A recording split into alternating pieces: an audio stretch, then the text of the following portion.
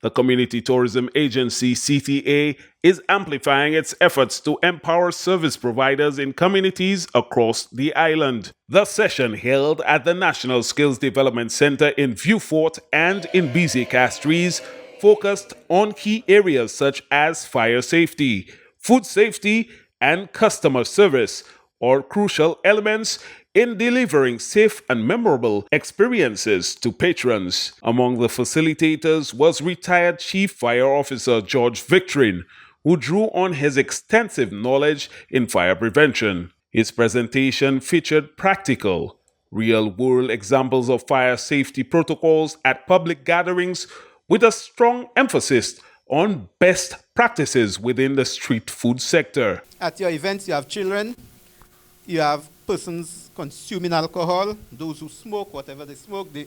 So ensure that your open flames, your barbecue grills, your stove, your coal pots are away from where the persons generally use.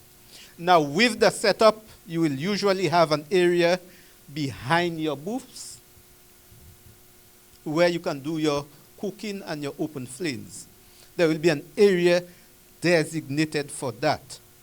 Please follow the setup that is provided at your event. Meanwhile, Johan Frederick led the session on food safety, underscoring the importance of adhering to recognized standards for the preparation and handling of meats, fish, baked goods, hot and cold foods, and other consumables. The fish must be on ice from the time they catch it in the sea until you prepare it.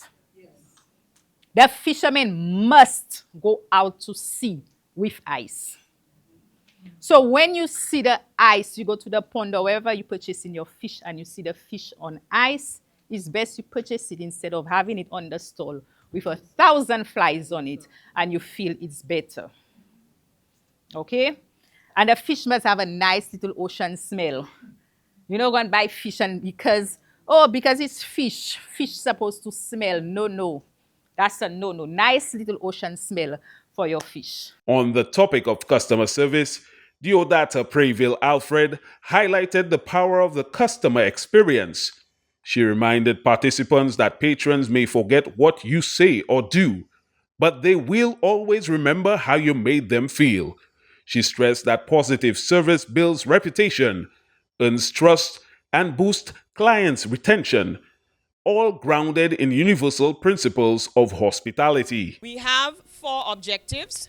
1, we need to understand customers' expectations or what it is that the customer expects from us. We need to master some essentials or some ways in which we can carry out our service skills. We also need to learn how to handle complaints from our customers effectively, not just handle them, but handle them effectively. And also, we need to learn how to build a lasting customer relationship. Following the highly interactive sessions, several participants reflected on their takeaways and overall impressions of the training. I learned a lot today about food handling, how to serve customers, also about fire safety, which is a very, very good thing.